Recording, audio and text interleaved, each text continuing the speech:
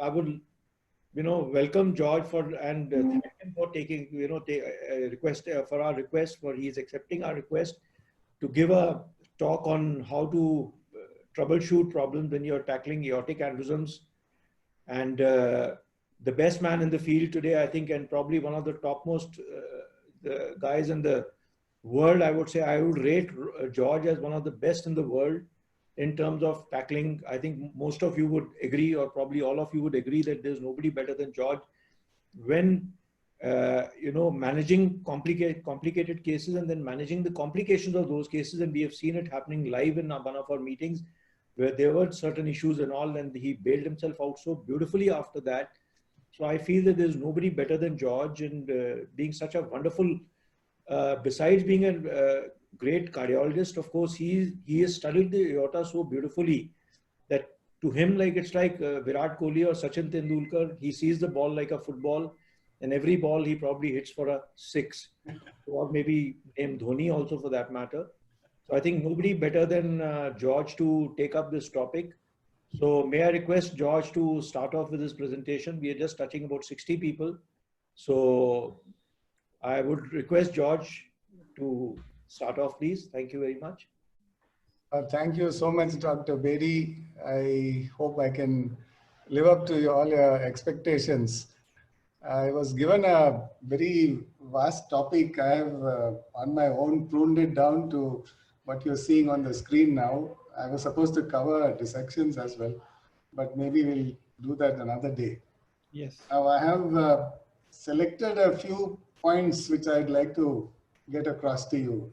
I can't tell you everything that is known, obviously, and you already know most of this. So some of the points I will be presenting may be very familiar to you. So I apologize if it's duplication or it turns out boring. But anyhow, I'll try to talk about what has made a difference in our practice.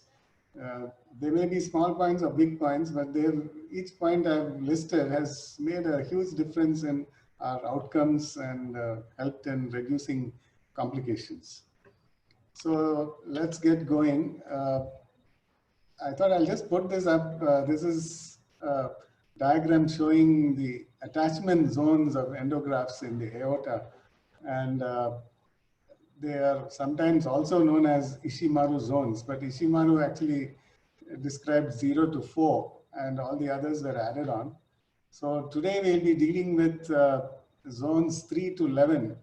I'm not touching the arch, and we will be talking only about aneurysms in zones 3 to 11. So before we get into the aneurysm itself, we'll have to start with access.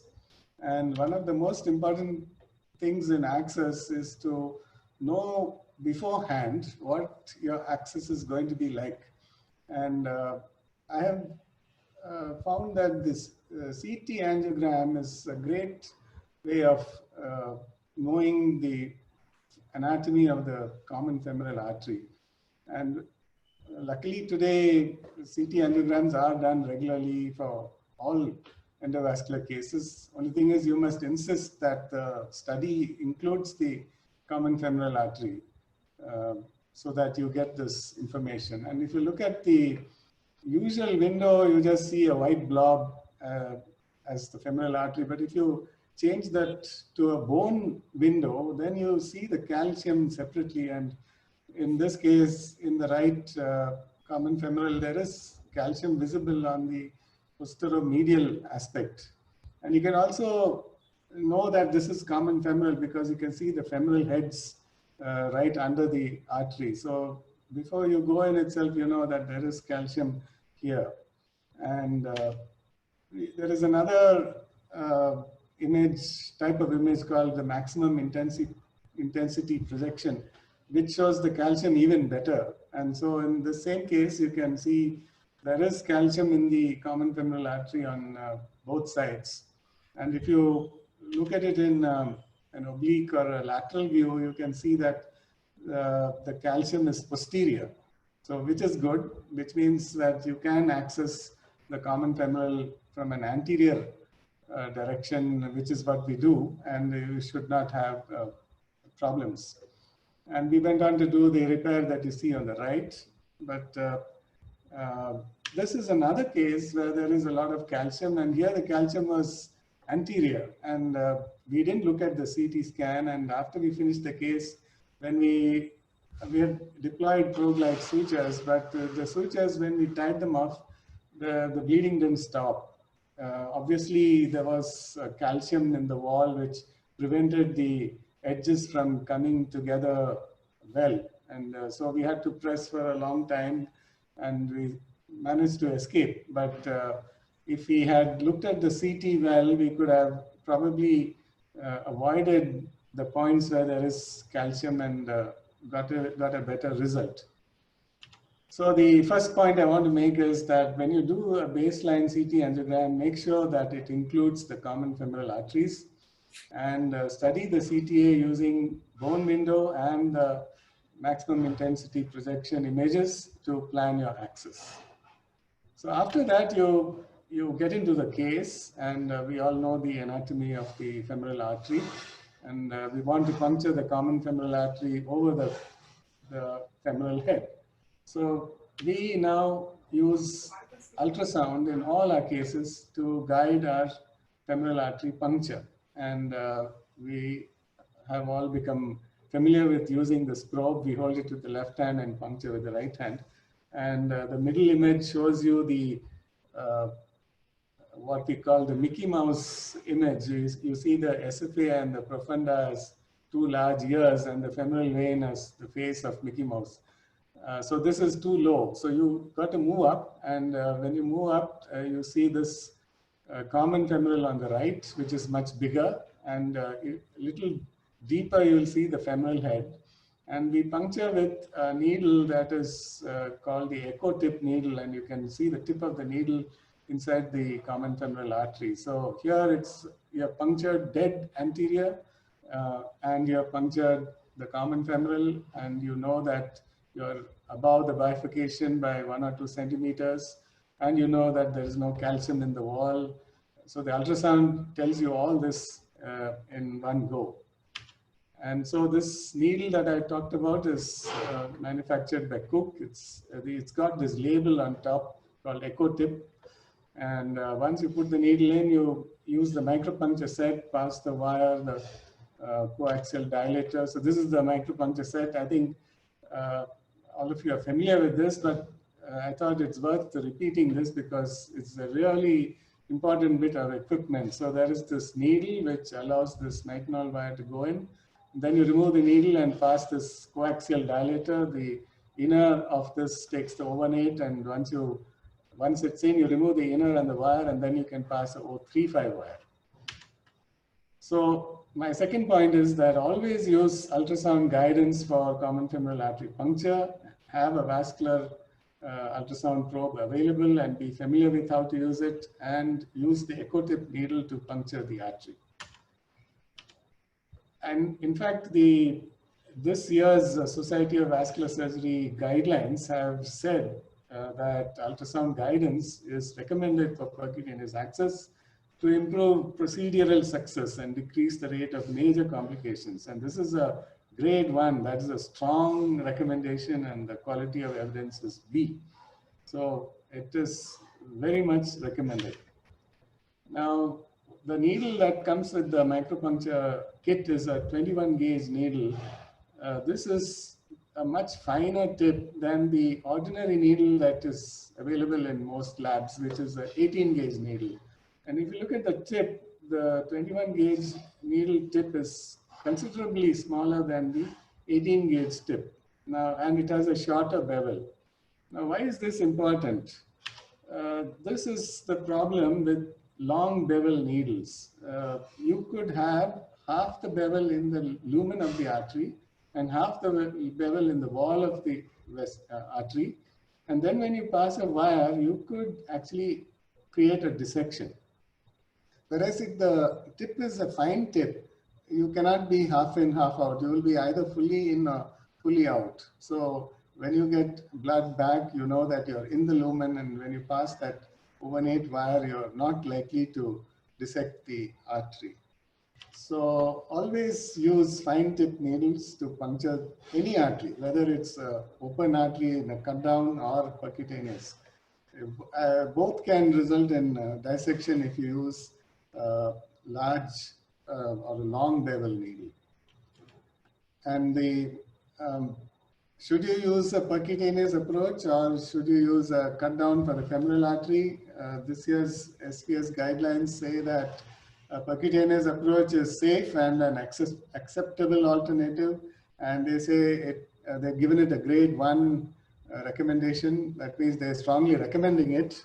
So in this, it is placed equal to cut down, but I would always use a percutaneous approach because it really reduces the morbidity after the procedure. And we have done cut downs for many years, and for the last 4 years now we have done percutaneous, and I can see the huge difference in the patient's comfort after you use a percutaneous approach. So once you have got your wire in, you want to deploy the ProGlide sutures. Everybody knows how to do this.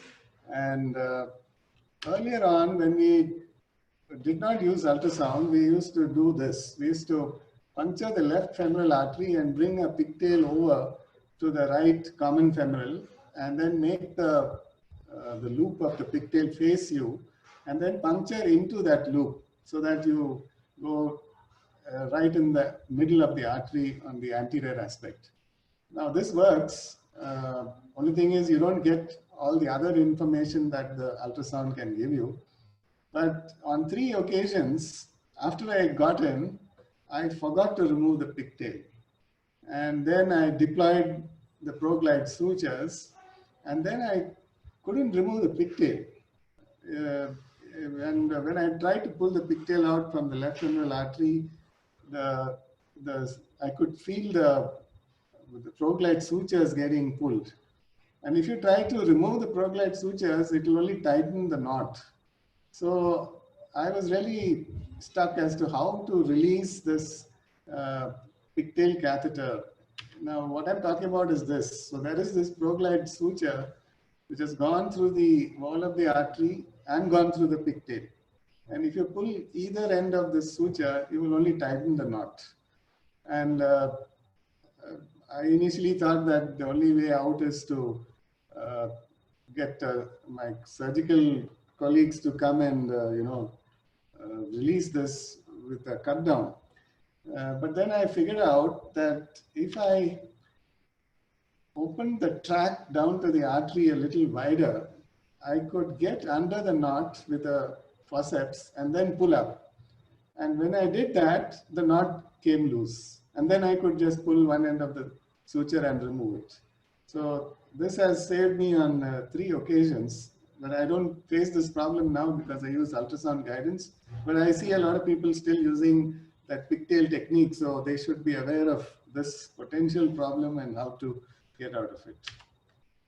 Now here's a thoracoabdominal aneurysm we fixed last month. But the challenge that I want to highlight here is the right iliac artery. You can see it's got a really tortuous course. The left also has a tortuous course. Now, if you want to deploy ProGlide sutures in this artery, the problem is that the ProGlide, system's length is such that it has to reach the abdominal aorta. And so when you deploy the first suture, you have removed the wire. Then when you reintroduce the wire, the second wire can go and dissect the iliac artery at that bend. So that is an issue. I want to put 3 sutures. So how do you avoid dissecting the artery? And sometimes the wire just won't go. So you are not able to deploy the next suture because you have to get the wire in after you have deployed the first ProGlide suture in any case. So the way to solve that is to use a pteromohydrophilic wire which is stiff, and this is so slippery that it will find its way through, and you can torque it a bit and look under fluoro, And once it's gone across, it straightens out this whole bend. And then you can remove the first ProGlides system, delivery system, bring in the second. Similarly, reintroduce the wire after the second and after the third, and finally put a long sheath in. So hydrophilic Terumo wire makes a big difference in getting back into the aorta through very tortuous iliac artery after you've deployed a ProGlide suture. Then once you are on to the case, so let's say we are doing a thoracoabdominal and we don't have fusion imaging in our lab. So we rely on marking the visceral arteries with a catheter and a wire. So I have usually 4 visceral arteries to mark, the 2 renals, celiac and SMA. So I need 4 arterial axes apart from the main axis which I have created with ProGlide sutures. So how do we get this 4 axes?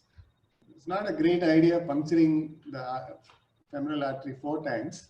So instead of that, we use this technique. We put in a 12 French sheath or a 14 French sheath in the left femoral artery, and that's a Cook sheath. And you can puncture the 4 quadrants of the valve with a micropuncture needle and put a micropuncture wire in, and then a 035 wire in. And then you can pass 4F catheters in, and you can pass 4 of them. And here we passed 4 of them and marked 4 of the visceral arteries. Actually, here there are 5 visceral arteries because there are 2 renals on the right. So we have marked the 2 renals, SMA and the left renal. SMA and the celiac, and the left renal is marked from a brachial axis. So we've got the 5 arteries marked here, but we have only a single puncture in the left femoral artery. So that's a convenient thing. And you can see there is no bleeding because we have not sent these catheters through the center of the valve.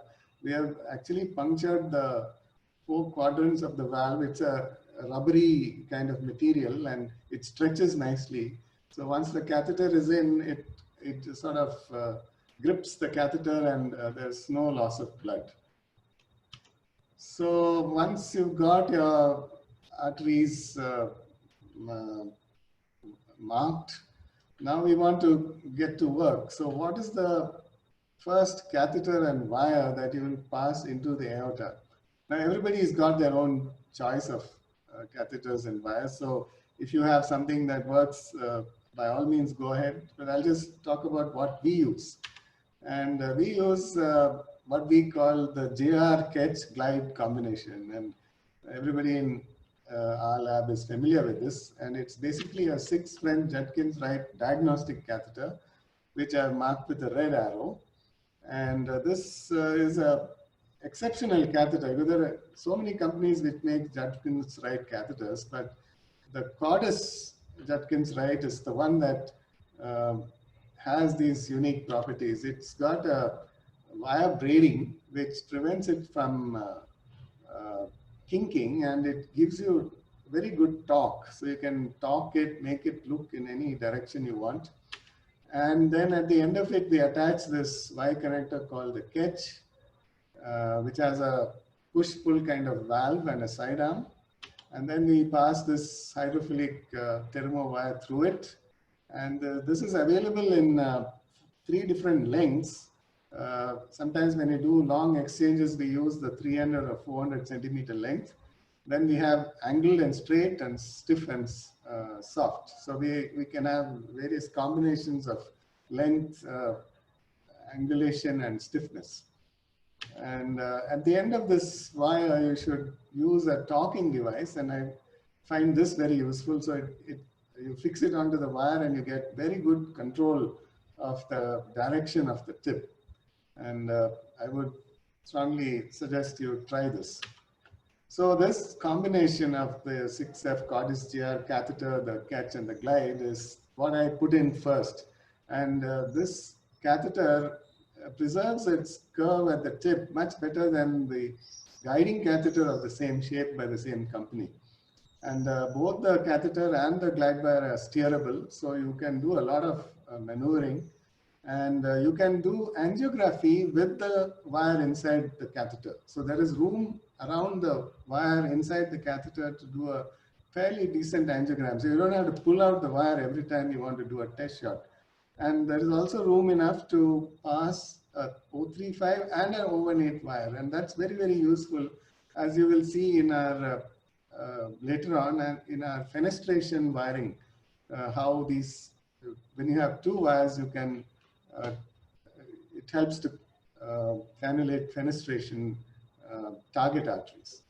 And you can vary the tip curve by you putting the stiff end of the 035 wire in, but don't let it come out. You keep it within the end. If you push it almost up to the tip, it becomes straight. If you bring it completely back, then it attains its usual curvature. And if it's halfway through, you get various degrees of bend. So you can get a catheter with a bend of any sort that you want by adjusting the position of the stiff end of the wire inside it. All right, so let's move on to fenestration of stent grafts. This is the technique we use all the time, and Edwin was the one who designed this, these fenestrators, which we still use, and they're available in a range of sizes. They're circular. We heat them over a flame, and we attach the graft at the point where we want to make the fenestration, and then we line the edges with the radiopaque wire, the fielder wire from Asahi. Only the last 3 centimeters of this wire is radiopaque, so you have to use that end of it. And then we suture it on with 5-O-Prolene interlocking sutures. And this was published years ago in 2013. And then we resheath the graft. Now this has changed from the past. Now we, this is actually a Valiant thoracic endograft. And what we do is every segment of this graft, we tie down with 3-O-Prolene. And this 3-O-Prolene must go under 1 or 2 struts of the stent in each segment, but it should not go through the fabric. It shouldn't make a hole in the fabric. So there is a small gap between the stent strut and the fabric. So if you're able to pass the needle through that gap, you don't make holes in the fabric. Now, why do we do that? So that when you tie it down, the tie doesn't slip off that particular stent. It stays right there. So we do that all the way. And then you can see that there are these welds on each segment, yellow arrows, and we line them up so that we know that the endograft is not twisted in any way. And then you just resheath from one end to the other. And as you resheath, you just cut off these sutures. So we don't use umbilical tape if you have done this. You just, the sheath just slides on. And we also have these figure of 8 radiopaque markers, which we have pulled off the top of the graft and fixed it at 12 o'clock position. So we bring those up to the surface to tell us how the graft is oriented. And that helps us in correct deployment. So as we resheath from one end to the other, we keep cutting off these sutures. And luckily the Valiant has a transparent graft cover. Now we'll talk about the Cook later, but for the Valiant, it's very nice because it's transparent. Right, so let's look at an example of a juxtarenal aneurysm, which we treated with a fenestrated Endurant graft. So this was a gentleman who came to us more than 2 years ago. His deficient neck, you can see, and a very tortuous iliacs. In fact, this is the one which his common femoral is the one I showed you earlier, which gave difficulty with the ProGlide sutures. Now we are trying to fix this aneurysm, so we used an Endurant graft with 3 fenestrations, SMA and the 2 renals, and we have constrained this Endurant graft with a 5-O-Prolene suture that goes all the way around, but it doesn't come over the fenestration. So it kind of keeps the fenestration open, yet it constrains the endograft. Now we don't see constraints higher up. Actually, in this case, we also had made a posterior longitudinal invagination, which was also helping to constrain the graft, but we don't do that very often. So we marked all the 3 target arteries, and you can see the Lundquist going straight up. And then we deployed the graft. Now the left iliac artery was very tortuous, and when we got a wire through, this is what it looked like. It's got these imaginations. And we put a marker pigtail to measure the length of the common iliac. Now this length is erroneous. It will be too short because the curvature has been straightened out. So you cannot rely on this exact length which the marker pigtail tells you. So we gave an extra 2 or 3 centimeters to the length of the selected iliac limb. And then as you deploy it, you keep stuffing it in so that the end of the graft is just above the internal iliac artery origin. So you can see when we finished, we are very close to the internal iliac origin. And the graft also has an effect of straightening out these loops a little bit. So this is how we finished. We had a good result. There wasn't an endo leak. The fenestrations were flowing, and both the iliac limbs were nicely deployed, coming close to the iliac bifurcation on both sides. And 1.5 years later, the follow-up CT angiogram also showed a good result.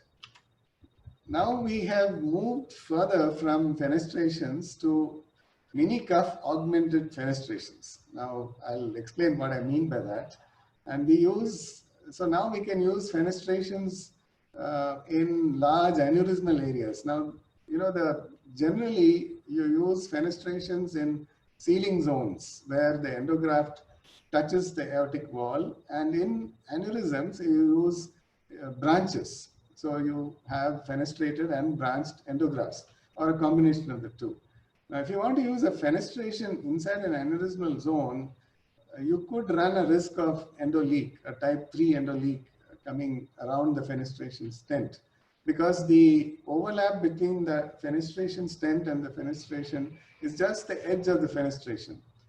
That is very little. So if you can augment that with something and improve the sealing, then you may be able to use fenestrations in aneurysmal areas. And then we also developed a way of pre-cannulating this so that it's easy to cross them. So let's look at how we make this what we call augmentation. So A is the endograft, 2 blue lines. We made a fenestration in B, and then we lined the edges of the fenestration with radiopaque wire in C. Then we bring a surgical graft, which is of the same diameter as the fenestration, and it's a PTFE graft, and it's about 2 centimeters long, and we allow about a centimeter or a millimeter to project out. And then we suture it onto the edge of the fenestration with non-locking 5-O-proline. And then we evert the graft outwards, and then we trim it down to about 3 or 4 millimeters length. Then we balloon dilate it so that any wrinkles are moved out. So the balloon is of the same diameter as the fenestration, and which is also the same diameter as the surgical graft. And then to prevent invagination, we have these relaxed stase sutures fixed at the edges of this surgical graft. So this is what it looks like. In B, you can see a couple of mini cuff augmented fenestrations. And we've used this in a patient with a type 4 thoracoabdominal aneurysm who's in renal failure and on dialysis. So we plugged off the 2 renal arteries and made these 2 fenestrations for the celiac and SMA, and that's the result we got. So this is inside a large aneurysmal area, and there is no leak from the edges of the fenestration at all. That's the follow-up result on the right. And here's another case, another type 4 thoracoabdominal or bordering on juxtarenal, where the renals come off the aneurysm and the SMA celiac are from the non-aneurysmal zone. So we made augmented fenestrations for the renals and just plain fenestrations for the SMA and the celiac, and that's the result on the right and the follow-up on the extreme right. So now we wire these fenestrations to make it easy to cross them. So this is now a Cook endograft, and we found a very handy way of using Cook endografts, that is by opening them from the back end. So there is this black peel away sheath kind of thing at the back end of the Cook endograft, which goes into the valve that is there. And we push that in maximally. And then you pull this gray rod, and that brings the whole graft out. So don't take the whole graft out. We just take the part of the graft that we are interested in. And you can see the rest of the graft is still inside. And now we make fenestrations. Here we made 3 fenestrations, and we wired them. And these wires, they loop around, and both ends go into this gray rod, which is hollow. And then one end remains in that gray rod, the other end comes out through a hole we make in this rod, and we put a 4F dilator in, and it comes out through that. So if there are 3 wires, there will be 6 ends. 3 ends come out, 3 ends stay within the this gray rod. Okay, so when you remove the delivery system, you will have 6 wires coming out. And if you have this sheath with you, then things are really cool, because you can pass any number of catheters and wires through this Gore dry seal sheath, and there won't be any bleeding. Unfortunately, we don't have this in India. So we have made our own contraption, I could say. So we use the 18F Cook sheath and puncture the valve with at 4 places and put 4 short 4F catheters in. And through the central lumen, we put a 6 mm balloon in. And that's the back end. And at the front end, it looks like this. So these catheters, we trim it so that they just project by a few centimeters. And this is that 6 mm balloon. So in this case, we want to pass 4 wires through the valve, but not through the central hole of the valve, but through the 4 quadrants. So when you feed them into these 4 catheters, they'll come out of the 4 quadrants. And then you remove the catheters. So only the wire is left. And this balloon will then go on the Lundquist. And then when you inflate the balloon at the tip of the valve, it serves like a dilator. So on the right, you can see this sheath going in with the balloon serving as a dilator and the wires on the side of the balloon. So in this case, we have marked 3 vessels, and we have 3 wires for these 3 vessels. So what is the use of these wires? If you go over either end of the wire, you will come out of a fenestration. And these are the mini cuffs. And this wire is O18. So this 6F Judkins diagnostic catheter will allow a parallel Terumo wire to come out, and you can send it down your target artery. So if your endograft is deployed with the fenestrations oriented towards the target arteries correctly, then this is very easy. The wire will just go into the target artery.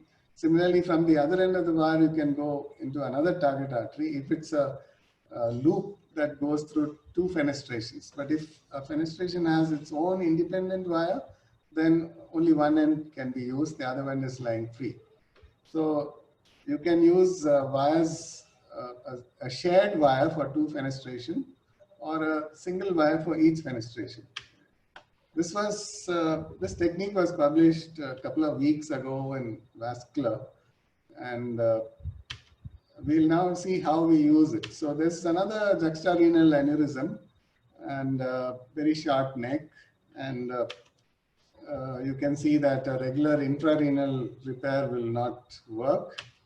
And the other point here is that there is only a single mesenteric vessel. It's a SMA celiac combined artery, or you could say the celiac comes off the SMA. And so we made a large fenestration for the SMA celiac and 2 renal fenestrations. And this is a Cook graft, and this is the back end which we have opened, and we've cannulated each separately. So 3 wires for 3 fenestrations. And this is the picture I showed earlier, the three arteries marked, and then the system going in, and then we deploy the graft. And now you can see that on the left renal wire, we are bringing an Agilis sheath, and that has gone through the fenestration and it's looking at the left renal artery. And we passed a parallel wire into the left renal artery. So once you're in, you remove the wire and the original pre-cannulating wire and work on the wire you've passed in. So this is the result we got. We put stents into the 3 fenestrations, and we actually used a large fluency stent in the SMA celiac artery because it was so big. And we extended downwards with a bifurcated endurant, which went into the 2 iliac limbs. So this is how we finished on top. And this is the follow-up CT angiogram, I think about a year later. So it looks good. There are no leaks. Now we could have problems in the iliac artery or femoral artery during or after the case. And this is a patient who had a thoracoabdominal type, what we would call type 5, Safi's type 5. And the access vessels look pretty good. It's a lady. Access vessels look pretty good, so we didn't anticipate any problem. So the procedure went well. So this was a large aneurysm with ending above the renals. And so we had this Valiant graft with 4 fenestrations, and we constrained the renal and the SMA part of this graft because that is in the narrow part of the aorta. The celiac artery came off the aneurysm itself, so we didn't constrain it. This is before our augmentation. So these are plain fenestrations. And you can see the constraints are with this 5-O-proline sutures that don't go in front of the fenestration. They start at one edge and then end at the other edge. They go right around the graft. So they are sub-circumferential. Right, so this is, after we deployed it, we cannulated all the 4 vessels, and then we brought a Coda balloon and broke the constraints, and then we proceeded to stent the 4 arteries, and everything went well. A nice result at the end. So we're very happy, pulled out the sheath, tied the ProGlides, and then the anesthetist said, I'm not getting a blood pressure. And we then had lost the right femoral axis. So we had a left. So we came in from the left, and we've got a balloon down. This was a rupture. And we have occluded the right common iliac artery, and we're injecting through the wire lumen of that balloon. And you can see this huge rupture, which we couldn't do anything about. You know, the patient had absolutely 0 pressure. When we punctured the right femoral, we got into the vein. This wire is in the vein actually, and we couldn't get that access again. And we lost the patient on the table after a great endovascular result. So the problem, we looked at it, and we had, after we had removed the endograft delivery system, we had put this 20 French sheath in. And this is both this and the 18 French are made by Cook, but there's a lot of difference in the handling characteristics. The 20 French is quite a stiff, rigid kind of sheath, and it's of course 2 French bigger. And we had used a 22 French system, so we thought 20 French sheaths should be correct. The 20 French is the inner diameter, so the OD is 22.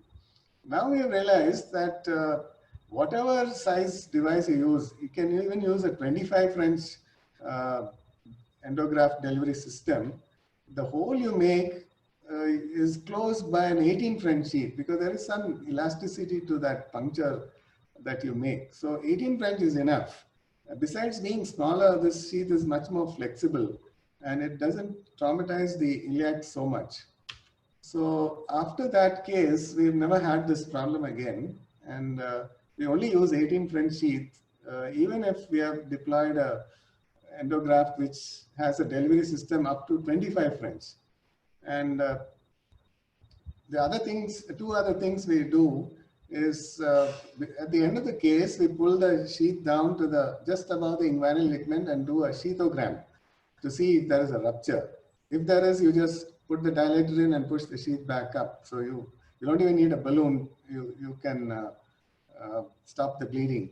And don't remove the Lundquist wire or whatever wire you have going through the iliac artery, because if you have removed that and you have a rupture, very difficult to get back in. And of course, you must have fluency stents on your shelf to deal with this situation. So we have these long fluencies which are like 9 or 10 millimeters in diameter, which can occlude ruptured iliac artery very quickly and without much blood loss. So I had talked earlier about constraining these endografts. So we look at this thoracoabdominal aneurysm in a very calcific aorta, and here the celiac and superior mesenteric come off the aneurysmal part, but at the renal level, the aorta is narrow, and there's already a renal stent in place in this patient. So we used a Valine graft with 4 fenestrations, and you can see the celiac and the SMA, we have not constrained the graft as much as at the renal level, which is going to go in that narrow part of the aorta. And this is the result we got at the end. So it's basically to show you this constraining of a Valiant graft. Another example, here's an aorta with, intrarenal aneurysm with a short neck. So we decided to land above. So we made 2 fenestrations for both the renals. And this is the suture that's going around. And this suture goes under and then over. Under and then over. So when it goes around, it's not outside every strut. It's under alternate struts and over alternate struts. And you can see that it's not gone through the fabric. It has gone between the strut and the fabric. So you don't induce any tear when you tighten, and you don't make holes when the needle goes through. And then it ends on both sides of the fenestration, but doesn't go over the fenestration. If it goes over the fenestration, it may make the fenestration oval or slit-like. So this is how we constrain an Endurant graft. So this was the baseline angiogram, and this was the outcome. And for the SMA, we used a chimney to simplify the procedure. And we had 2 fenestrations for the renals. And lower down, we ended at the iliac bifurcation as usual. So constraining of fenestrated endografts is done using 5-O-proline and subcircumferential ties. And you must stop at the edge of the fenestration. And then you go under and over the struts as you go around the graft. And you do not go through the endograft fabric with the needle. And you cannulate all fenestrations in the constrained zone before you break these ties. Because if you cannulate one and then you break it, then the other fenestrations will oppose the wall, and then you cannot make use of the constraint that you had. So you have to cannulate all the fenestrations in the constrained zone, and only then can you bring a Coda balloon in to break the constraints. Okay, now we have a situation where the visceral aorta has some thrombus, and we've deployed a fenestrated endograft. And this was the aneurysm, and this is a lady, and this is probably a type 3 thoracoabdominal, and there is I think, so there is one renal artery on the right, which you see here. There is no left renal artery. And this is the right renal artery, and there is thrombus in the aorta lining the aneurysm, and the lumen is about 30 millimeters. So we, this repair has to start in the descending aorta. So the endograft there we thought will be about 30 or so.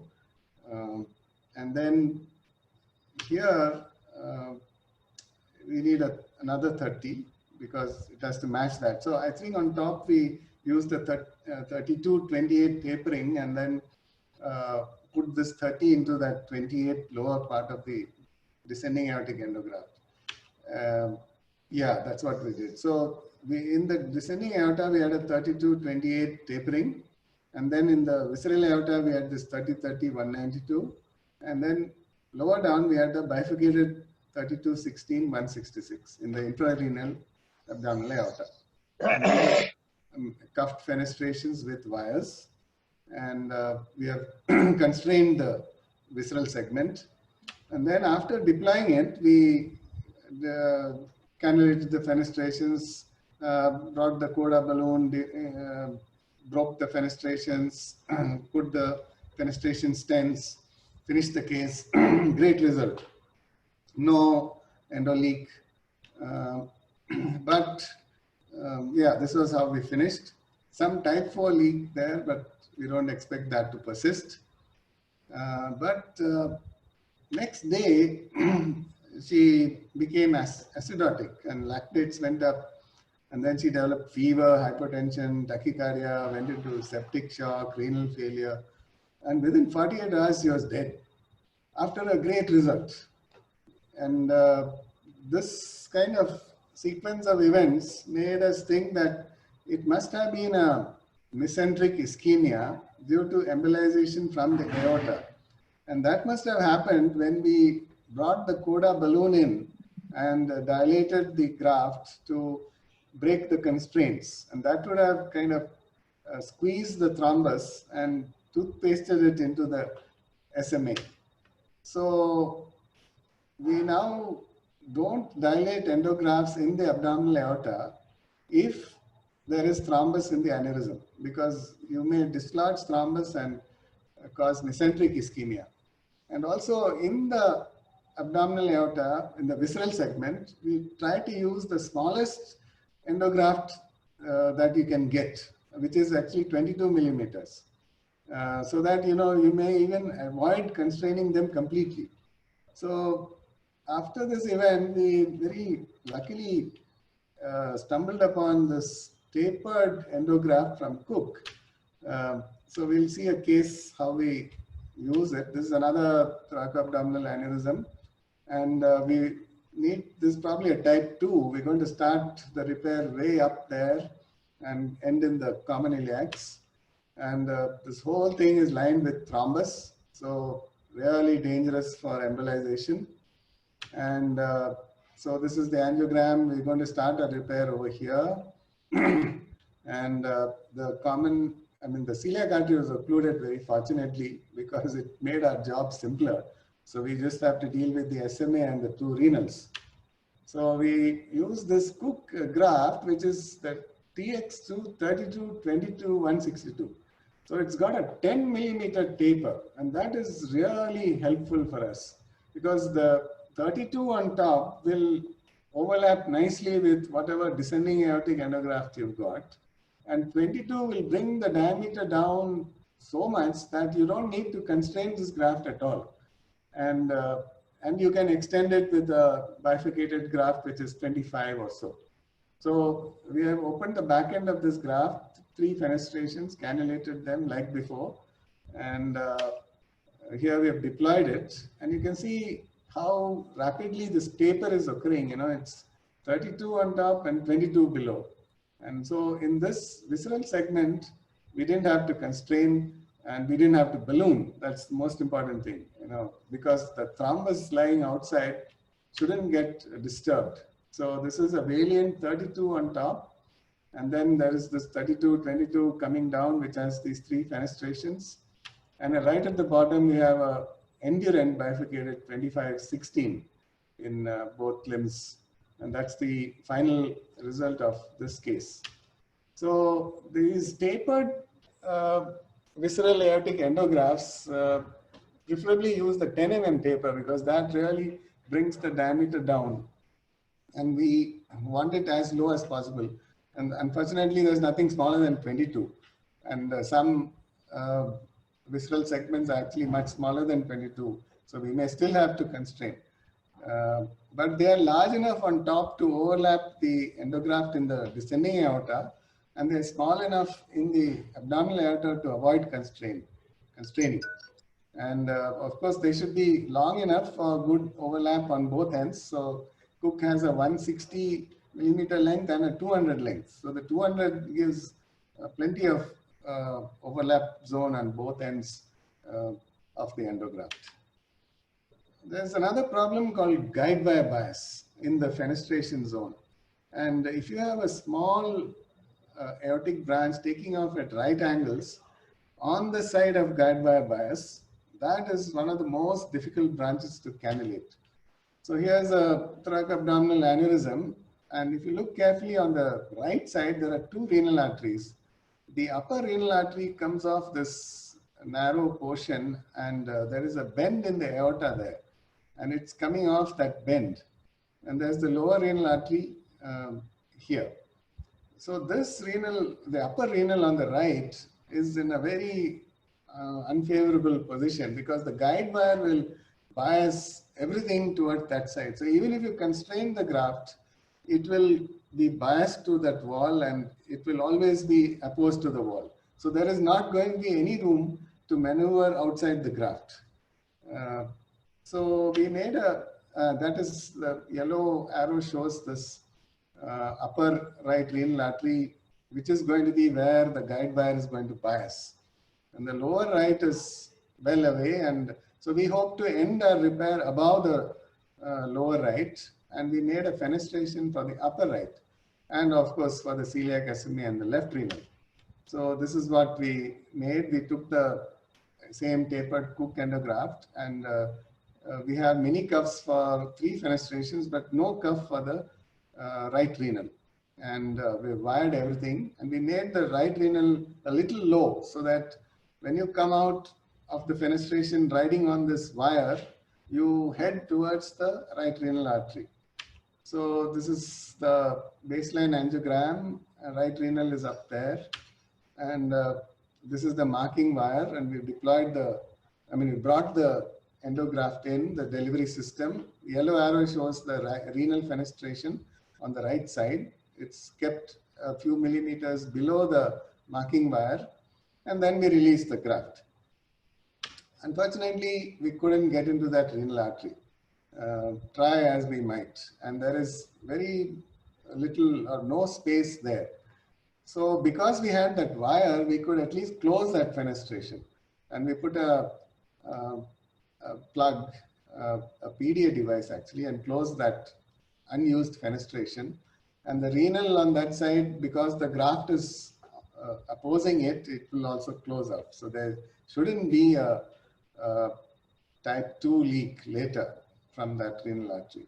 And we ended the repair above the lower right renal artery. The other fenestrations were quite easy. And so we finished like this. And his creat, which was 0.9, has stabilized at 1.4. He's lost about 2/3 of his right kidney. So that is a setback, but this was a very difficult renal artery to save. Now there's another kind of guide wire bias, which I'll show you, where the fenestration can land very far away from the target artery. So here's a type 4 thoracoabdominal with 2 renal arteries on the right, SMA celiac 1 left. And this patient from, I think he's from Siliguri, very symptomatic, large aneurysm on the verge of rupture, groaning in pain.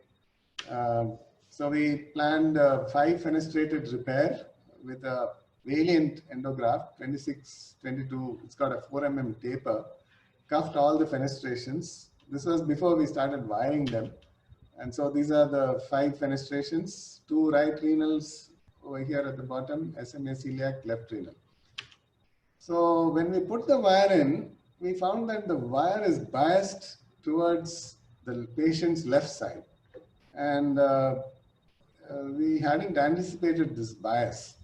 And when we brought the endograft in, it is way to the left. And you can see over here, all the marking catheters are to the right of this endograft delivery system. And the celiac is also to the right. So that is a problem. And when we deployed it, we couldn't rotate it, because if you rotate it, the renals will go haywire, because they have to look sideways. The renals were 3 and 9 o'clock.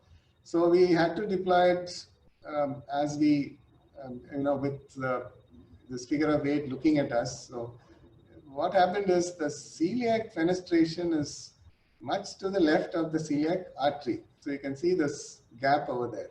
And the SMA is also to the left of the fenestration, or the fenestration is to the left of the artery. The renals were okay. So we got everything except the celiac. And we really struggled with the celiac until we hit upon this idea to use this Agilis steerable sheath, which is used by our electrophysiology colleagues quite a bit. And we got this sheath through the celiac fenestration and pointed it to the patient's right. And when we do an angiogram, you can see this marking catheter of the celiac, and you can actually see the celiac artery here. And you can see the fenestration over here.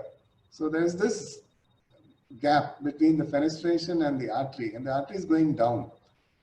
So how do you link these two?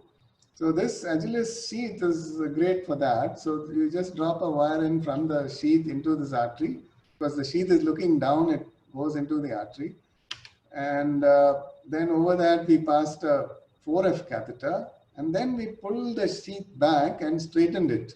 And as we did that, the catheter also straightened and formed a straight path from the fenestration to the celiac artery.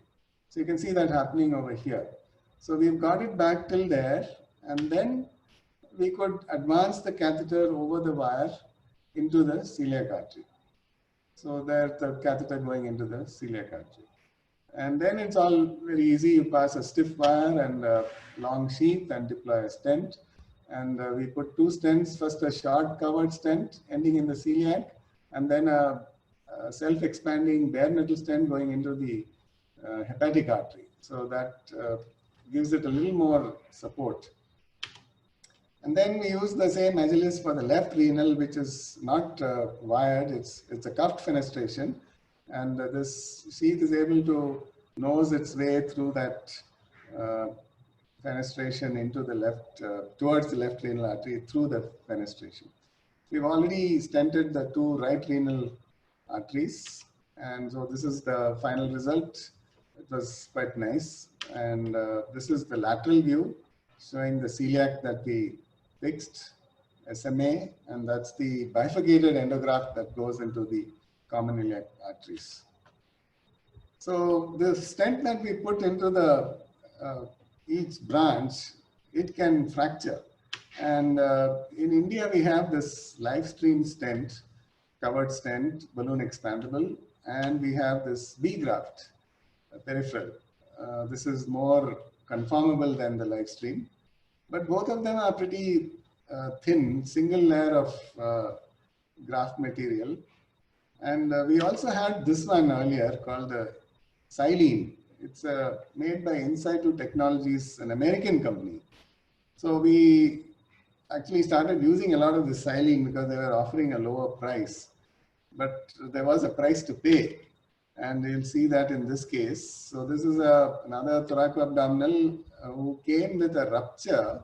And this purple is something like a contained hematoma. And this ends at the renal artery, this aneurysm.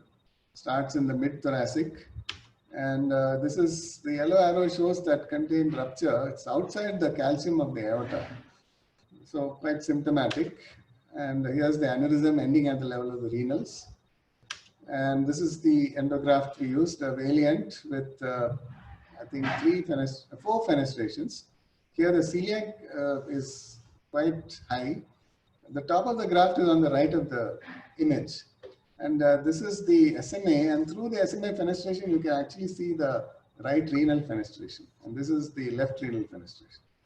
So 4 fenestrations, deployed it, cannulated everything. For the celiac, because it's a long tortuous route through the aneurysm, we put a fluency stent, and that's not very flexible. And you can see it's sort of sitting at a right angle to the artery at the distal end, but 4 millimeters of this stent is not covered. So there is good flow there, although not looking very nice.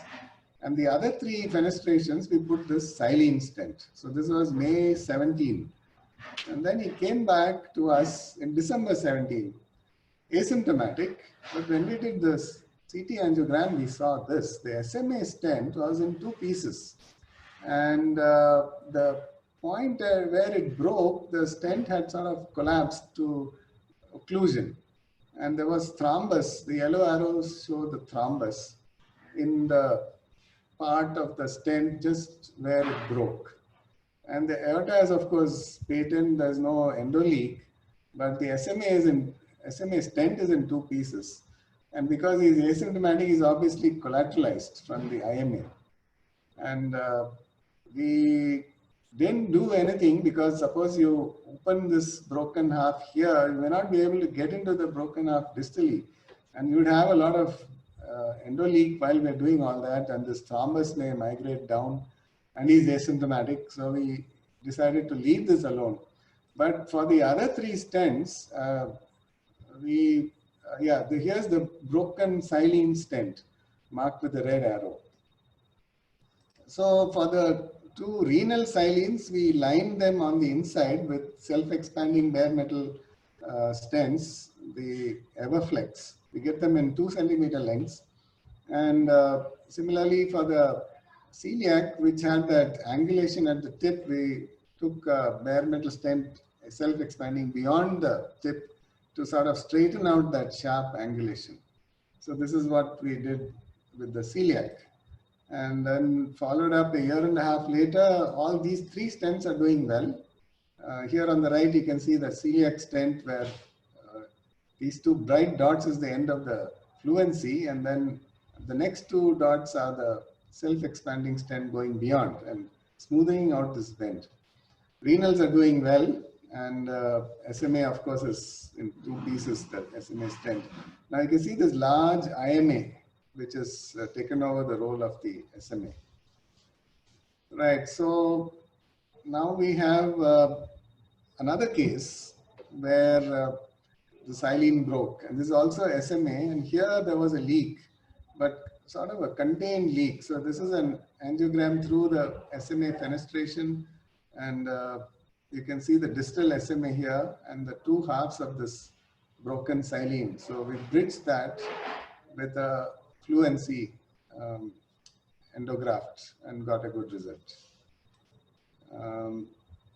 Nowadays, in the West at least, they use this stent, the VGraft 2 or VGraft Plus peripheral, which has got 2 layers of graft and is much more robust. And some are also using the Viaban VBX, which is also a great endograft. And if you use this, then you don't need to line them on the inside. But unfortunately, we don't have these stents, so we're not,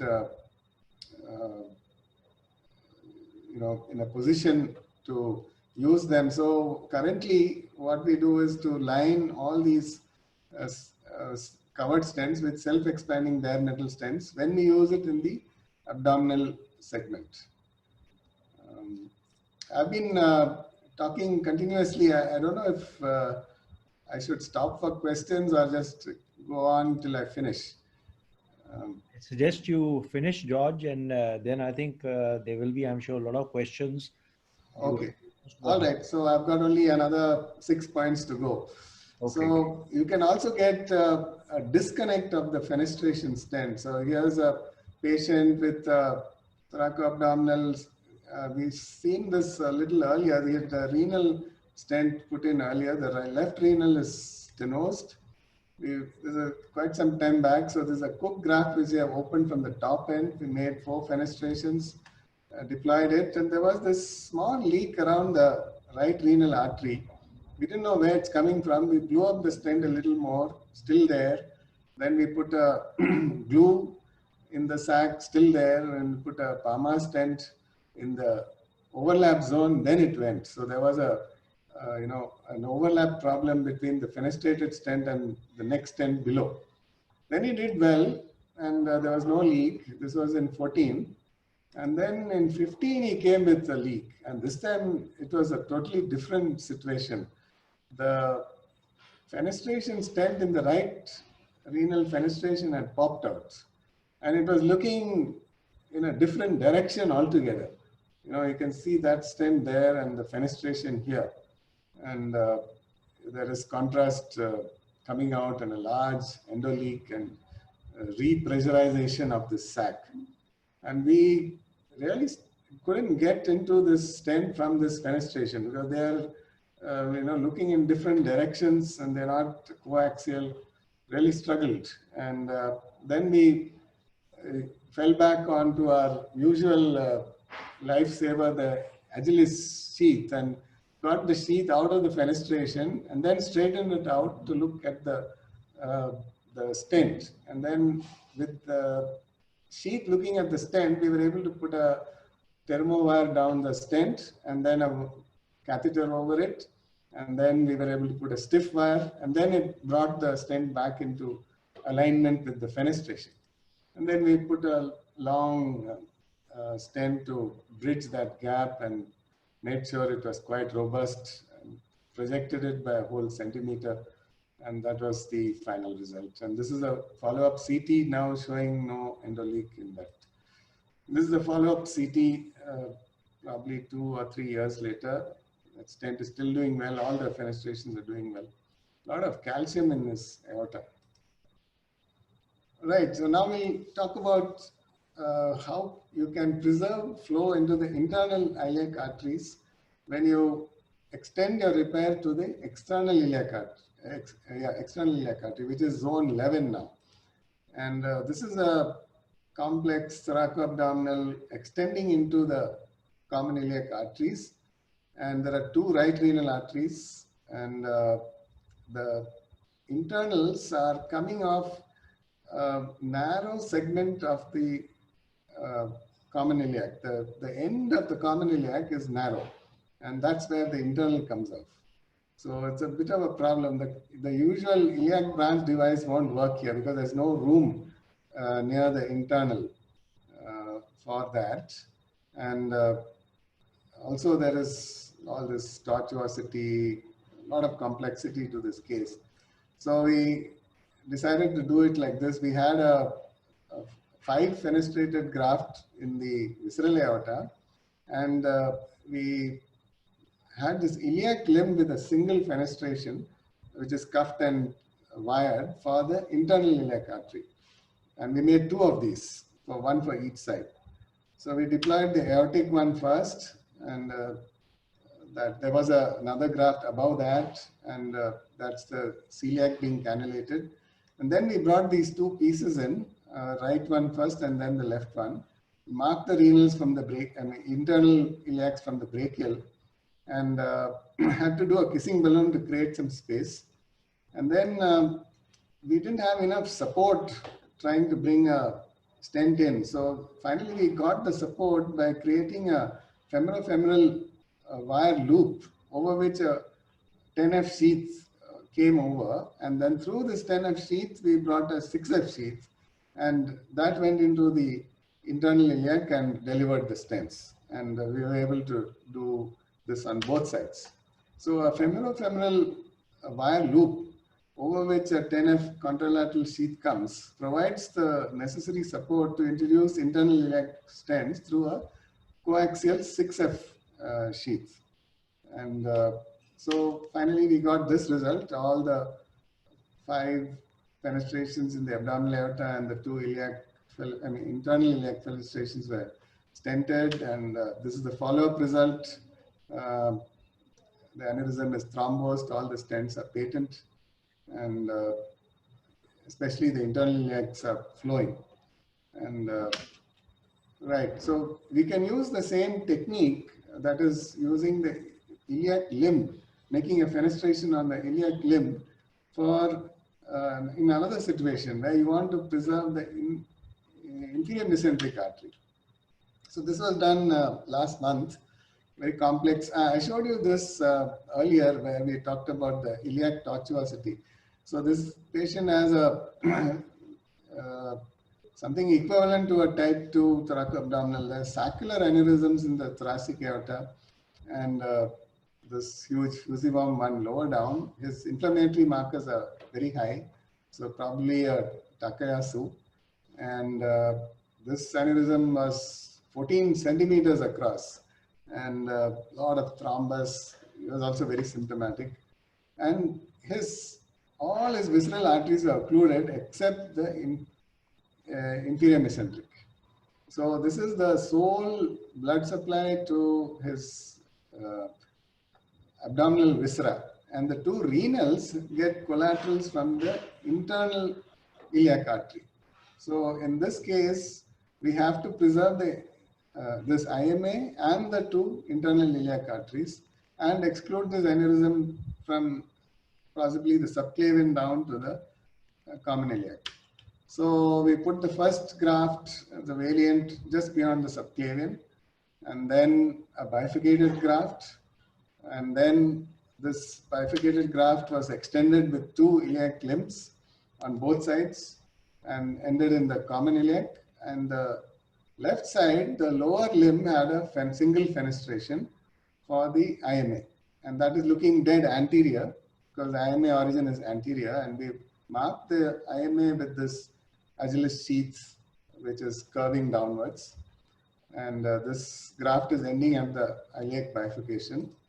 And this was that graft, that iliac limb, which had a cuffed fenestration, which was wired. And one end of the wire was externalized from the brachial artery. So from the brachial, we came and crossed the fenestration, entered the internal iliac and put in a stent.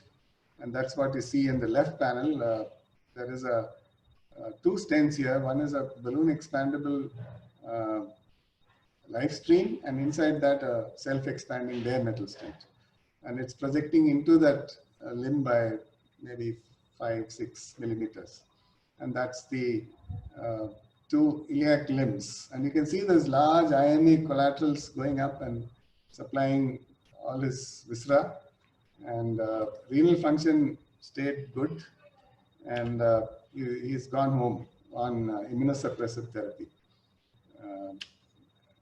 Now, often we need access from above, and sometimes we need multiple accesses. And so we have got a way of getting multiple percutaneous accesses from the left axillary artery. So we puncture this artery, if you want 3 accesses, 3 large accesses like 9 French, we puncture the artery 3 times, not lower down, but just outside the chest cage. So it's actually a high axillary puncture. So we puncture it 3 times, 3 wires go in and 3 sheets are put in. And it looks like this, 3 sheets. These are 7 French sheets going into the left axillary artery. You can upsize this to 9F long sheets. And if you want to do work in the abdominal aorta where you need 3 sheets, this is the way we do it. And then we deploy a fluency stent across these 3 puncture points and then pull out these 3 sheets all in one go. And we have a wire across and a catheter here testing whether we have any leak. In this case, there's no leak. If there's a leak, you can quickly come on the same wire and put another stent in case you missed one of the puncture sites. But this is a very handy way of getting multiple 9F, up to 9F we've gone. These are, you can have 3 9F sheets going down like this. And then if you want to go back in, you can puncture the stent and go back in. And it's a great access because you can see it, you can under fluoro directly puncture the stent and put another 9F sheet back in. And then when you remove the second time, we put an angio-seal device and close the hole. And so we have we don't lose the axillary artery for access. In fact, we create a handy access for the future. Right, we can use the same technique supraclavicularly for the left subclavian artery. And this is a patient with an ascending aortic, something like a blowout. It's probably a pseudoaneurysm, really giant pseudoaneurysm. And we wanted to exclude its mouth by putting an endograft in the ascending aorta. And so this endurant aortic tube, which is 5 centimeters in length, is what we used. But its delivery system is too short. It won't come from the groin to the ascending. So we had to bring it in from the supraclavicular subclavian artery. That is very nice. It comes straight down in a, almost like a straight line. So we got good control and deployed it. And then we remove it and put the same fluency stent to close that. That was about a 20 French hole. And we punctured the artery in this region above the clavicle. And then this is the result we got. We just about managed to exclude that aneurysm. A slight leak here, but that settled down. And, now, in the next few months, we hope to get a new graft called the Valiant Navion, which has got a long delivery system, much better. We don't have this free flow segment with these barbs. It will be much better for the ascending aorta. So we are really waiting for that to do such cases in future. So I'll stop with this last point. This is the SVS guidelines this year about CSF drainage. And when you do these long repairs, they don't say that you should always use a prophylactic CSF drainage. They say that use it when the risk for spinal cord ischemia is deemed to be high. And they give a number of examples: extensive coverage, previous aortic coverage, where you're compromising the internal iliacs, where the vertebral is going to be occluded, or subclavian is going to be covered. And so we use CSF drains prophylactically only if the patient is at high risk. Otherwise, we keep the mean arterial pressure above 90 throughout the procedure and for the next 2 days. And we stop antihypertensive treatment on the day of the procedure. And we always preserve the left subclavian artery and the internal iliac arteries. So those are very important sources of spinal cord blood supply. And we don't combine thoracic and abdominal procedures if possible. But then you saw some cases where we had to. And we don't give antiplatelet drugs before the procedure, because if you want to put in a spinal drain and he's on antiplatelets, then you may get a bloody tap, and that can be a result in a hematoma. And then we monitor neurological function every 30 minutes and postoperatively, right through the night. And if there is any sign of neurological deficit, then we put in the drain. And we have our anesthetist readily contactable, and we have told him that, see, there's a case like this, we'll call you if there's a problem. And we've had to put in drains in 2 or 3 cases like this. But we managed to reverse the deficit because we were very prompt in that. Thank you for your attention. I think I'm absolutely speechless, George. I think the kind of presentation that you made, I think it shows your entire intense effort which is there, which has gone into this kind of work, the kind of extensive work and experience which is there on the chat box. A lot of compliments coming to you, and really very, very impressive body of work that you've done. And I think your passion shows. Recently, I just finished reading the book, which was a biography written by somebody like Michael Lawrence Brown. I don't know whether you know the guy who invented the Cook Zenith device, in fact, the initial person. And I see a lot of shades of MLB in George Joseph today, because I think the kind of work that you're doing, stupendous kind of newer interventions, you're using the graph, but then modifying them in such a way that it's amazing to see. I see some awesome work coming in, excellent presentation, a class apart work. And my friends you had about 100+ viewers right now watching this presentation, I think, which is a record on a Saturday evening. Nobody is doing anything else but watching George show some wonderful cases. So there are a few questions. I hope you will not mind you know. No problem at all. We are flabbergasted. Congratulations, George, mind-boggling. So this, of course, is all the compliments which are coming to you. So I'll just ask a couple of questions. Which have Sure. been, one is, of course, from Murali, that can you explain again how the mini cuff has advantages over a plain fenestration? Yeah, so basically it improves the sealing.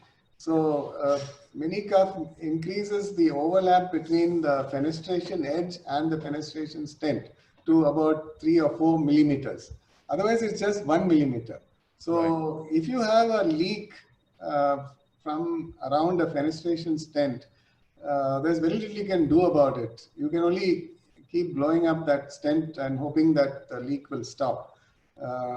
So you don't normally use fenestrations inside an aneurysm.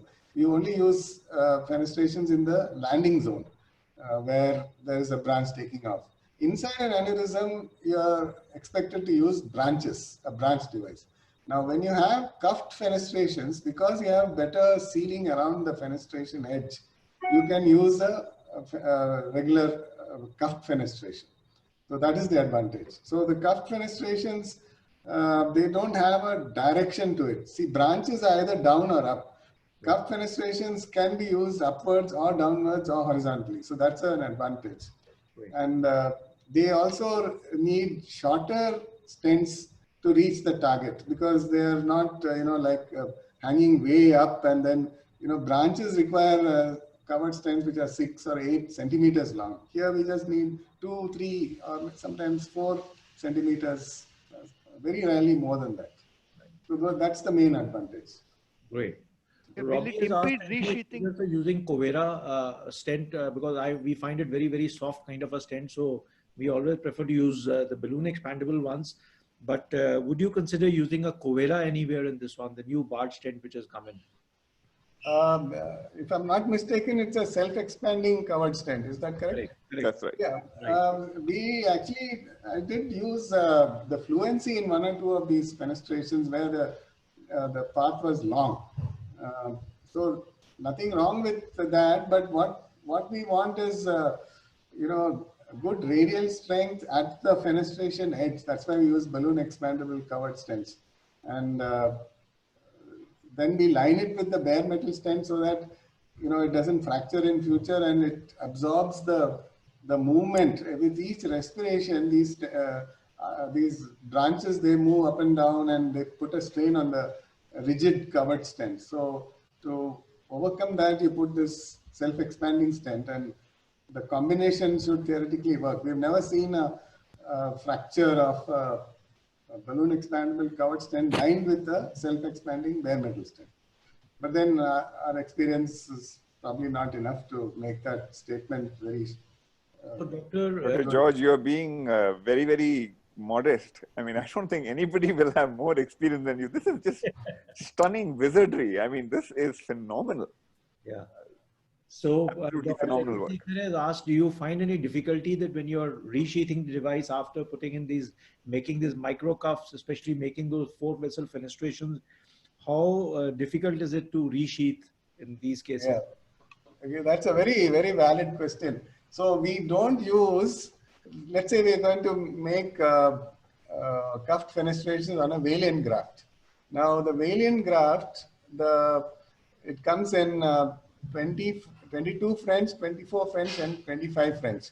The up to 32 mm diameter comes in 22 French. So if you take a 32 mm Valiant graft, it will have the least amount of space inside the graft sheath. So we try to avoid the largest for a particular French size. So we will try to avoid 32. The next one is avoid 40, because the 40 is the largest in 24 French and 46 is the largest in 25 French. So we try to use one below the largest so that there is some room outside the graft, inside the graft cover. The second thing we do is we don't make 2 fenestrations which are cuffed exactly at the same level. If you can avoid it. So we try to make one little up and one little down so that they don't fight for the same space. So if you do these 2 things, it's okay. We don't have a problem resheathing. So one question from Dr. Anup, will you artificially distance between the celiac and SMA fenestrations, even if they are close enough in type 5 thoracic aneurysm? I didn't understand that. Do you? Is it that if your celiac and SMA are very close to each other, then would you create separate fence for them, or would you just look at one scallop? No. We would make separate fenestrations because you won't get a seal. If it is like two ostia right next to each other, there is no landing zone that is common. So you have to have two fenestrations and two separate stents to get a good seal.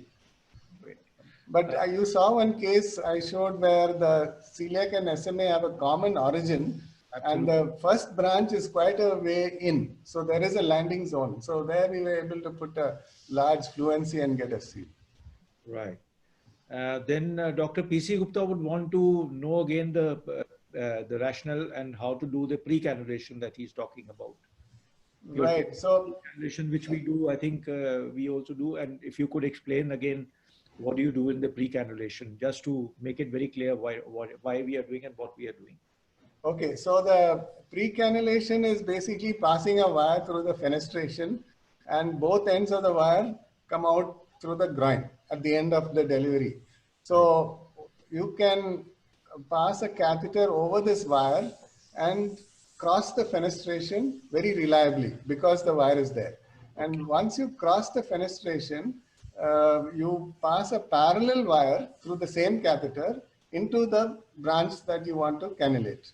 And once you are into that branch, you remove this wire loop and advance the catheter into that target artery. Then you can change to a stiff wire, bring a long sheath and deploy a stent. So it is basically to make it easy to cross the fenestration. So once your fenestration is cannulated, you are sure at least you will cross the fenestration. You may not enter the target artery, like in one case where we failed to get a renal. But because you can cross the fenestration, we were able to put a plug and close off that fenestration. So just which you could elaborate further, the distal end of the wire which is there, the one which is basically across the fenestration, that is basically tacked inside the sheath of the device, which is there. Yeah, there is a gray pusher rod in which there is a hollow space. So it is basically packed into that, and then when you remove the delivery system, that end will come out of the femoral artery. So both ends will be out of the femoral artery, and you can get good control. You can remove the wire by pulling either end. Right. Great. Yeah. So thanks, Professor Chau. One more question from Dr. Meda is that using PTFE graph cuff, can we use Dacron? To my mind, we use something which is more smoother. So PTFE is definitely much smoother. What will be your take on that one? Yeah,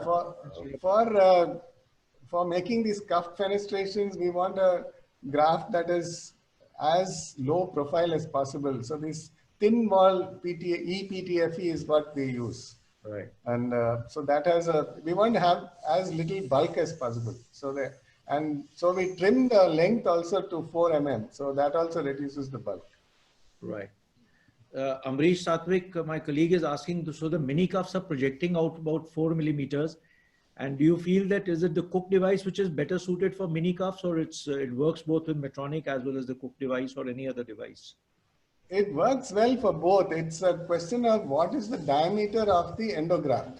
Now, if it is less than that of the aorta, then you have space around the graft to work. So any company which makes a graft that's small enough to be smaller than the patient's visceral aorta is fine. So there is nothing special about Cook except that they have this fantastic 10 mm tapered graft, which is 32, 22 is the smallest they have. And that has this great advantage that 32 can seal on top and 22 is floating free in the aneurysm and with space around it for you to work. So that's a very nice advantage. So in one piece, you finish off these two functions. So one part of troubleshooting that we face commonly, and yesterday, in fact, Dr. Vijay Thakur was also showing a case where when you have a lot of angulated anatomy, the troubleshooting part comes when you have to retrieve the device, you have to resheath the device and then bring it down.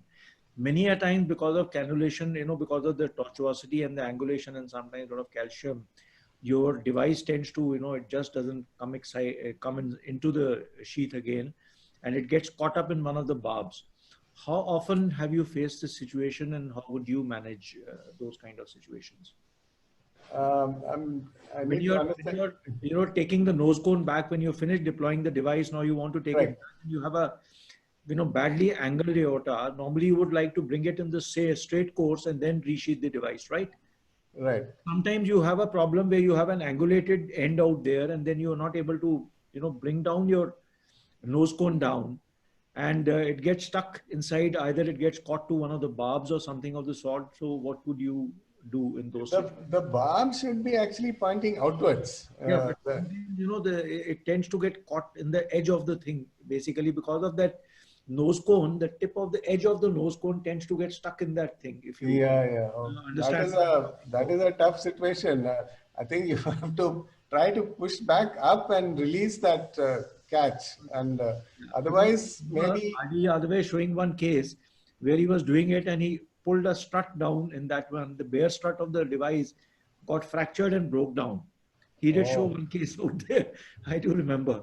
So I think one has to be like, what we do is many a times is basically take a Terumo wire to reduce the stiffness of the whole thing, and then the system becomes a little softer, and then you can pull it down. So I don't know whether you face this problem, but we do see it in angulated anatomy quite a bit. Getting a nose cone out can be challenging, especially with the endurant in the abdominal aorta where there's a lot of angulation.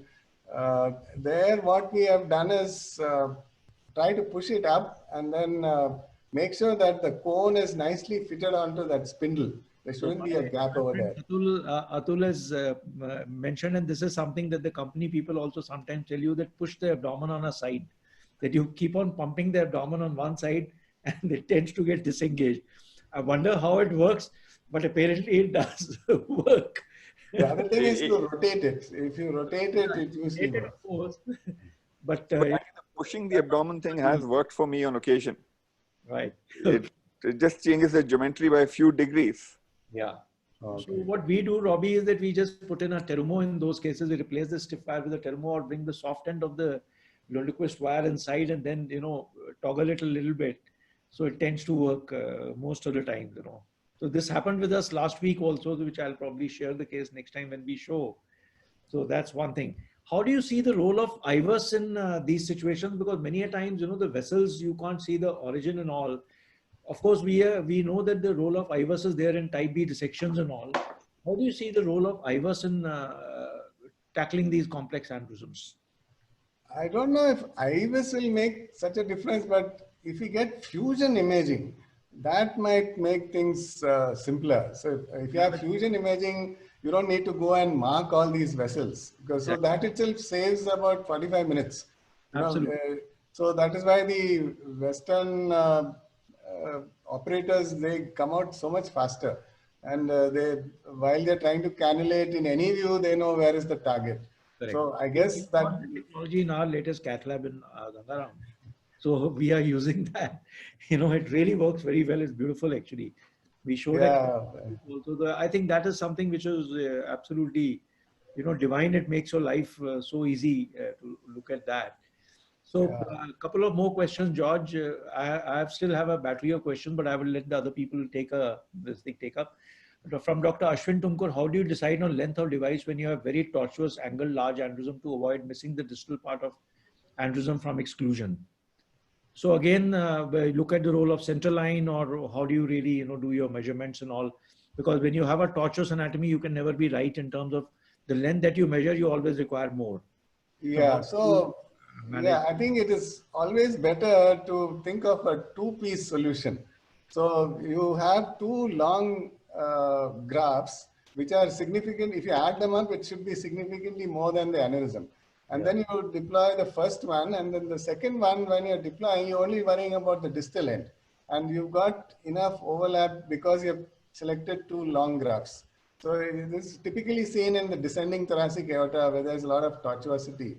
If you do center line and do a calculation, and you add, say, 5 centimeters, invariably you go short.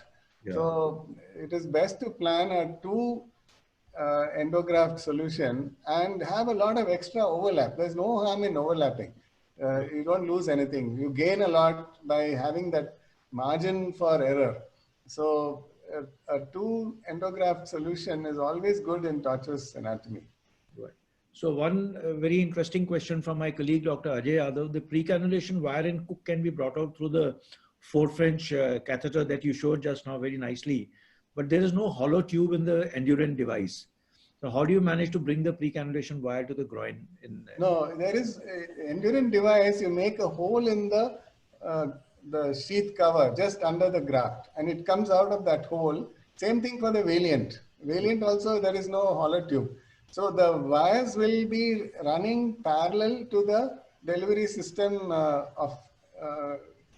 the delivery system. So when it goes in, there will be this delivery system and these number of wires running parallel to it. So it will be like that. Yeah. Great. So one more question from my side, George. How often do you see this when you're creating these fenestrations in the distal part of the endograft, and you have to deploy a device where you have just got to flush it, absolutely with the renals or even up to the SMA. And when you take up the device, it tends to get sucked inside into the aorta, into the thoracic aorta many a times. Has it happened with you sometimes? Or you would first layer the one on top if you have a thoracic aneurysm, which is extended down up to the, and you have to seal up to the SMA or renals. Yeah, so I get sucked up sometime. Yeah, I get you. It tends to migrate up. So always deploy from top to bottom. That is very, very important. Right. If you reverse that order, you may have a upward migration of the endograft. So you always use two grafts also in those kind of situations. Yeah, and especially when you're bringing the second endograft, it may just touch this and push it up, Right. So always do from top to bottom, and always have an oversize. Like supposing the top endograft is ending 30, your lower one should be at least 32.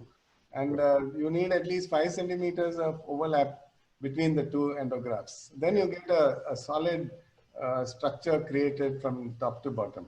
Right. And my last question, which is there, is that how often would you take a device from the axillary approach, because of certain issues and all? How often would you do that, or you would always consider going from the groin upwards and all? So what are the situations where you would consider doing that? Yeah, so we have actually used the axillary approach for bringing in Endurant aortic tubes, and we have actually fenestrated these aortic tubes. So if you have a type 5, let us say type 5 thoracoabdominal ending above the renals, so you deploy a Valiant up to the celiac, and then you bring this Endurant tube which has 2 fenestrations, one for the celiac, one for the SMA from the axillary, and then you deploy it ending just above the renals, and then you have the 2 fenestrations looking anteriorly for the SMA celiac. So that way you can manage with a Valiant plus an Endurant tube and just 2 fenestrations. And then here the free flow and the barbs are looking down. So it sort of locks in at the lower end, and then there's this overlap. So we used to do that, but now we want to finish everything femoral and not have a large axillary axis as far as possible. Right. So we now use axillary axis only for deploying fenestration stents and where the branches are downward oriented. Then you may need an axillary axis. Right. I think we've come to the end of this presentation, but before I let you go, I just want to read out a few comments which people have put on the chat box. And the last one is from Dr. Raghuram Lakshminarayan. He says, a fantastic presentation from one of my favorite mentors. Where is the limit when you would want a proper branch graft rather than a mini cuff? That is a tough call, because at the moment we're finding that the mini cuff is working in almost every situation. So I haven't yet seen a situation where I would want a branch over a mini cuff. Maybe I don't know where it will be. Maybe some very giant aneurysm where the target artery is very far away. Right. Maybe in that situation, you want to have a robust starting point. So a branch may give you more strength at the starting point because the overlap is more than a mini cuff. So maybe a giant aneurysm is with a target vessel very far away. maybe that one. One last question from Dr. Nitin. What about direct target vessel pre-cannulation and parachuting the system? Now, I don't know what he means by parachuting, because what I understand is that you pre-wire the renal artery and then go across and target the same thing. I think that's what he means. I think there is a way where you put a wire into the renal artery outside the graft, and then you cross the fenestration and you bring a snare up this wire, catch it and slide it up over the stiff wire into the renal artery. Right. There's a technique like that. I don't know if that is called parachuting, but that's why I said. So just a few comments which are coming from Hari Shankar. You have to see to believe it. I had the privilege to assist him. Stupendous work, sir. That is from this one. Then Apurva said, very extensive and informative presentation, sir. Thank you for enlightening us. Then Dr. Syed Muhammad Ali Ahmed is from Bangladesh, I think. He said, speechless. Surely it will go in annals of history. And I do agree with him. From Rahul Lakshmi Narayan, it says, truly amazing, sir. Thank you. From Rahul, it says, jaw-dropping work and great work from Yashpal. I can carry on with this till the cows come home. No, don't bother. Thanks so much. I really... From my side, I think I would just give a nice applause for this wonderful. I think the amount of work, the time that you spent in making this presentation also shows your passion for the subject. And it's really, thank you so much, George. I think you really, enlightened 100+ people in this audience. Yeah, Dr. Syed Muhammad Ali Ahmed is from MCH PG from Madurai Medical College. So I think it's been mind-blowing and very informative presentation. Thank you so much, George, for taking all this time. Varinder, can we virtually give a clap to George, everybody? Yes, absolutely. That's what I wanted to do that. And I think we all need to give a... Thank you so much. Really appreciate your encouragement. Thank you so much. People at Lockdown on a Saturday evening, I think that talks about the passion and of course the interest of everyone out here. Thank you all. Have a wonderful weekend. And we will come back with George next week. Of course, he's going to be moderating one session on some Andrew. We have some interesting.